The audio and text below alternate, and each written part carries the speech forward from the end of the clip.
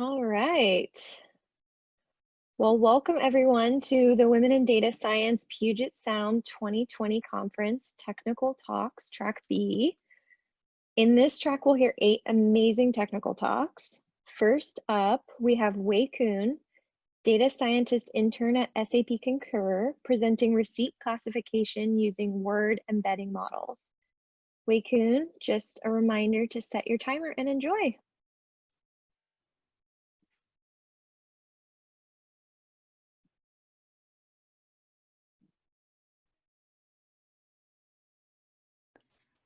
Okay, hello everyone. Is that how it works? So can you see my slides and hear me?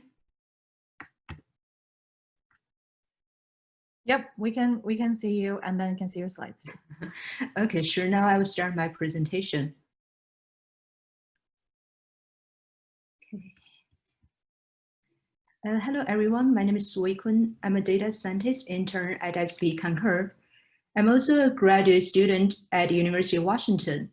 In this talk, I will present a project of how we use data science to support one of SAP Concur's core product, the Expenselt. Okay. So to begin with, I would like to provide a brief introduction of SAP Concur and its product.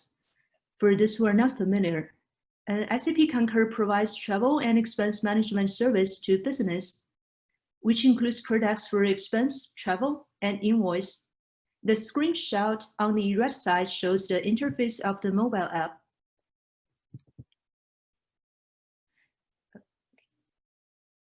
Sorry, just getting the chat. I will close it. Expenselt is the expense product that my team is responsible for. It allows users to use their phones to process their receipt with benefits of eliminating manual data entry and increasing the compliance by matching the receipts and credit card charges and its reimbursement employees faster.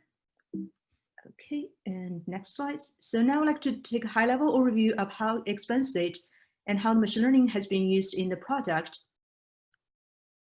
Within product, you're able to capture a photo of your receipt, and then the machine learning algorithms do the tedious task for you of like extracting the information and filling out the report. Then all that's left for the user is to do the submit and wait for the approval.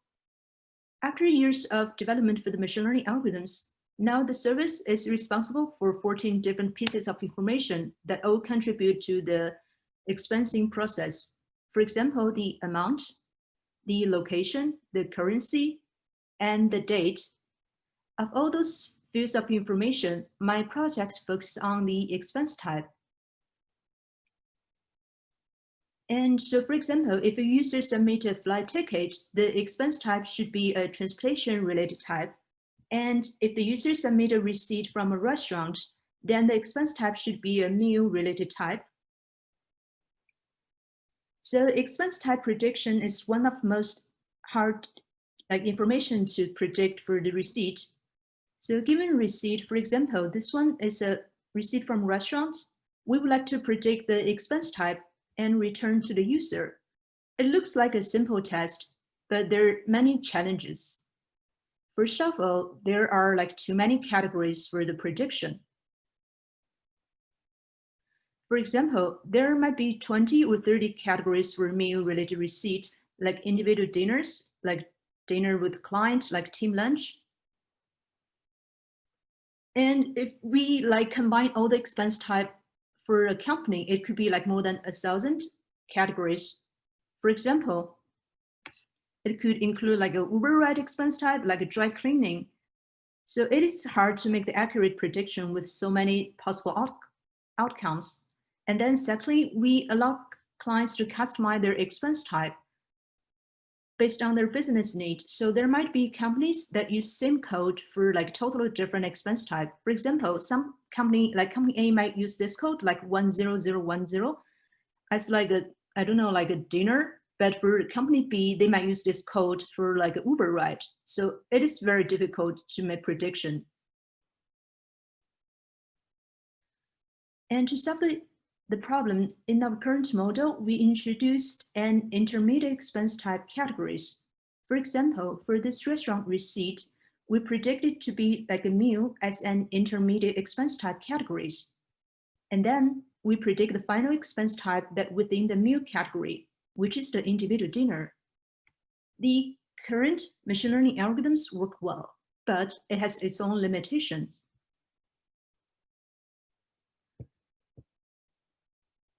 And so first of all, the current method is a complicated system with involved like multiple machine learning algorithms. So it is very time consuming for a regular update for like redo the feature engineering and retrain the models. And the model works well for English receipts, but it's not always works well for like foreign languages, especially for the Asian languages. Part of the workflow involved like a rule-based method with keywords, which is defined in the English. In order to process foreign language, a translation is required, but the translated word might not carry the full information. So the goal for our project is to find a new approach to solve the problems. For business perspective, we won't be able to handle new customers with a lot of customized expense type and want to expand our global market for countries that don't speak English. And to solve the problems, we try to find an approach that with low maintenance and simplified methods, and trying to find a way to generalize it for foreign languages.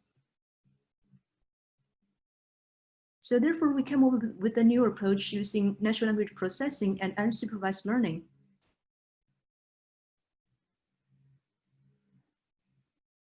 Here's the workflow for the new approach. We use historical data to train a word embedding model, and then use the vectorized data to train an unsupervised learning model. Then we build user history, use expense type, user ID, and clusters. And then we're able to make prediction for expense type for a new receipt. So in summary, given a new receipt, we use pre-trained word embedding models to vectorize the tests, and then assign clusters to the new receipt, and then use user history to predict the expense type. Now I'd like to start with the word embedding model for the vectorization. So the vectorization is a procedure to transform the text into vector, which used to measure the similarities between the words. And WordVect provides the baseline models for word embedding. On the right side, there are two graphs that I borrowed from a Stanford lecture notes represent two types of algorithms inside WordVect. So for WordVect, given a sentence, we basically pick a center word and then treat the surrounding word as context. So for a continuous bag of word, which is the left graph, it uses the context, the surrounding word to predict the center word. And for the skip graph, we're given the center word and use it to predict the context. So basically we train a simple neural network for the test, but what we actually need is the hidden layer. So basically the hidden layer there and there. And we use the hidden layer as the word vectors for the embedding. In our approach, we actually use the fast test. So the fast test is a word embedding method that follow the same algorithms with the skip-gram and continuous backward as the WordVect, but it also has the following features that benefit for our test. So it is an efficient and fast learning method. You can basically train the customized model on your laptop with a short time. And it's able to produce vectors for unknown words because it's built from like vectors of substrings. It is very helpful for the test because like we got raw OCR text and some of them could be misspelling. And also it works well for like different types of languages, which is good for our analyzing the non-English receipt. And now I'd like to continue with the unsupervised learning for the part of the approach. So the clustering is basically to group data points into clusters. So the points in the same clusters are similar to each other. So in the approach, we use the k-means, which is a popular and simple clustering method. And the graph on the right side is a demonstration of k-means algorithm that I borrowed from a data science lab webpage. And in the k-means, the similarities is defined by the Euclidean distance.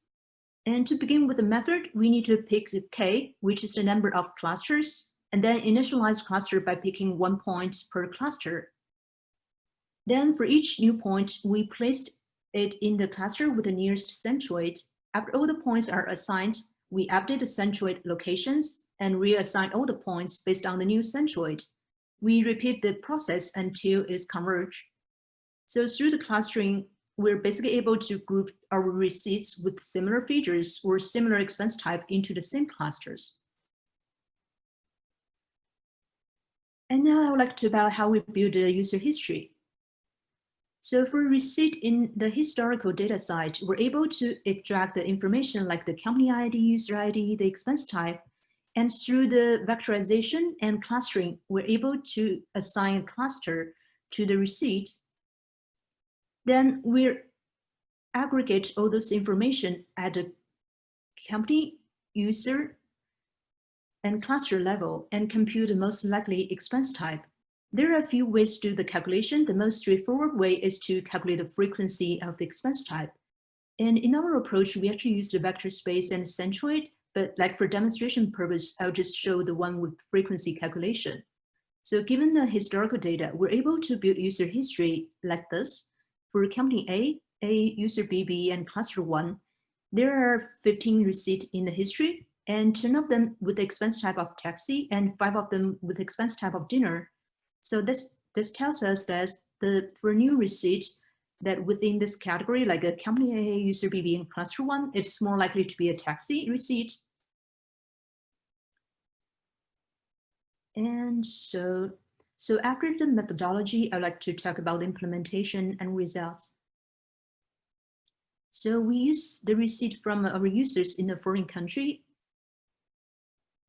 And the training side, we use about 500K receipt. And for the testing set, we use 100K receipt.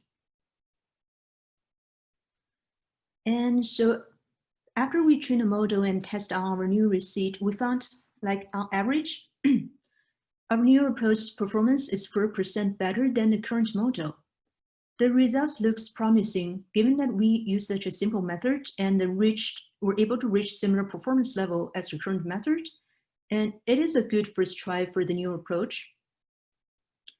So that's basically the result we have. And now I'd like to summarize the project.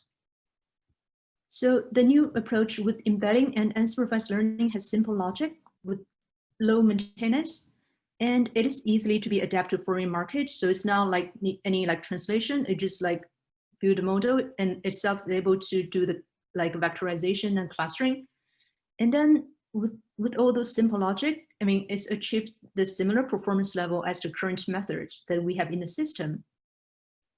And it is a very good start point, and there are a few things we would like to continue. So for our next steps, we first want to test the model on like multiple foreign language markets to see whether the performance is consistent or not. And then we also want to launch a live A/B test and to see how it actually works in a real life environment. And so that's basically much for like my presentation. Thank you. And okay, I will take any questions you may have. Let me do the stop sharing. Okay, how should I do the stop sharing? And I will check the Q&A. Okay, where's the Q&A? Let me see. Okay. Sorry.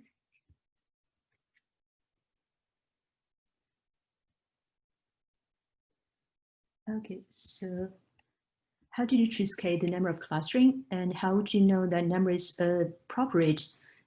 Okay, so I will try to answer this. So basically, based on our domain knowledge. So as we mentioned that before we have like intermediate steps of categories. So based on that, previously we have 12 categories, and it actually makes sense for the business need.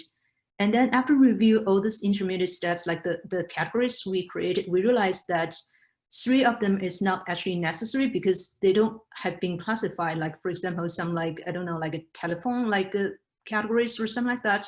So after discussion with the team members, and we feel like the 9 was like a reasonable number for the clustering. but it's basically, there's no like a pure scientific explanation for the clusters, but it's more like based on domain knowledge and experience, like how you work with the data, how you feel about the data.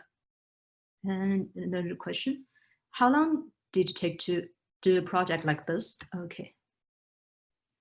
So basically, I started my internship like last summer, and for the summer, I worked full-time, so about 3 months. And then after that, I worked part-time, so basically 20 hours per week. And I think I got these results like in January, so like about a few months, but it's not very like for the whole project, because like at the beginning, I started off time like learn the system, like trying to understand how things works in the company within the team. So I would say if you are familiar with the process, it should take you a very long time, like maybe like a few months, like to finish the project.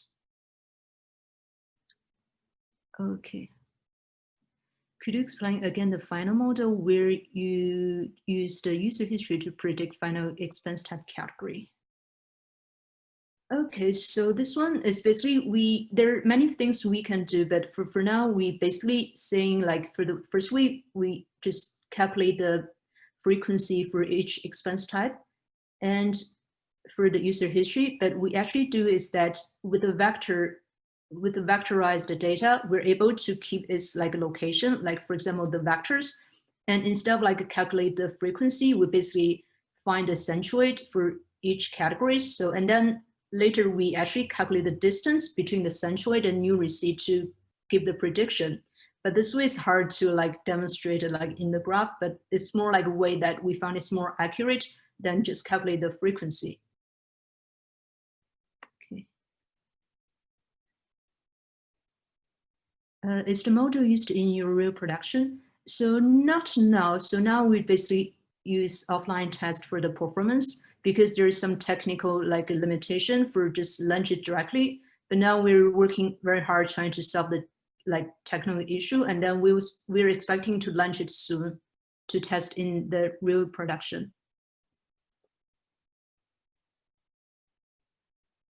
Okay, can you talk about the testing process for other language? What does the testing look like?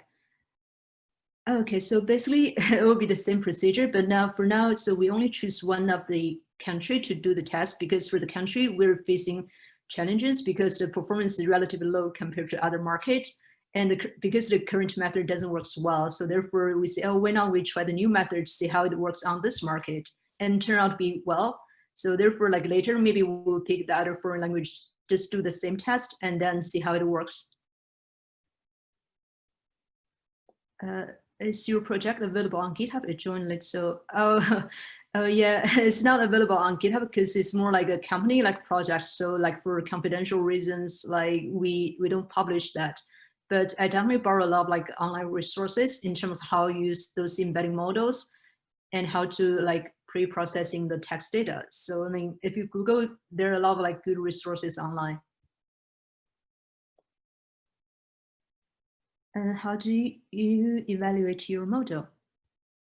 So for my model, I basically evaluate on historical data. So given the new receipt, we like if you do the lab test, you will return a report give to user saying that this is our predict expense type. And if the user think it's the right one, he will accept it. If it's not, the user will update his or her preferred like expense type. So therefore we know whether our prediction is right or wrong. And then we basically compare this, just calculate the overall accuracy. So how many times you made it right. In this case, we do like offline tests. So therefore we're able to use the whole data we have and to do the performance evaluation.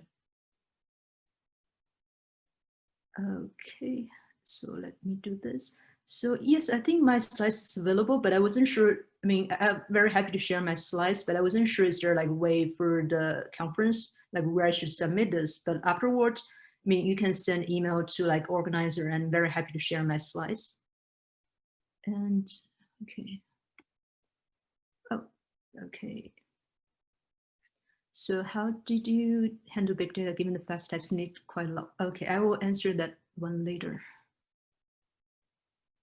What is the model used in your current prediction? Okay, so basically for the current prediction, we have multiple models.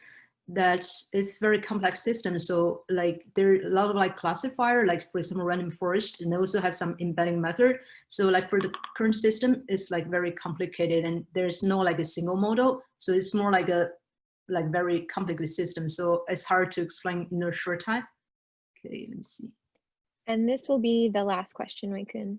Okay, I think I'm good for the question part. Yeah, maybe I'll just leave and let the other speakers join. Okay, perfect. Well, thank you. Thank you.